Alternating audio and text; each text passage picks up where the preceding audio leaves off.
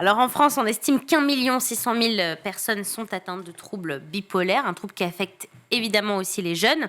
La bipolarité, pour faire simple, c'est l'alternance entre deux phases, une phase dépressive et une phase maniaque. Alors on est très très loin du cliché d'avoir deux personnalités, c'est beaucoup plus complexe que ça.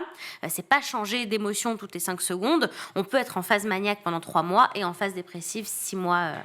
Pendant 6 mois ensuite. À quoi les repère-t-on, ces phases maniaques et dépressives, même si on ne peut pas résumer la bipolarité en 3 minutes? Alors, un épisode maniaque, c'est être d'humeur exagérée. On a excessivement confiance en soi, on a envie de tout faire, on considère que dormir est une perte de temps.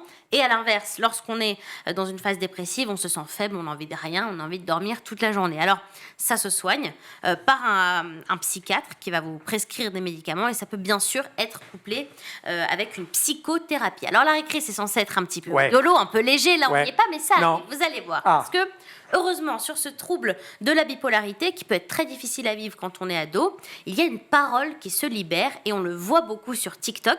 Quand j'ai tapé trouble bipolarité, je suis tombée sur des centaines de vidéos explicatives déjà, et puis ensuite sur de nombreux témoignages de jeunes filles, beaucoup, qui racontent comment elles vivent au quotidien avec ce trouble-là. Et en fait, ça fait beaucoup de bien. Donc, allez voir sur les réseaux, vous allez forcément tomber sur un compte qui peut vous intéresser si le sujet vous préoccupe, et ça peut vous faire du bien si vous êtes atteint de troubles bipolaires.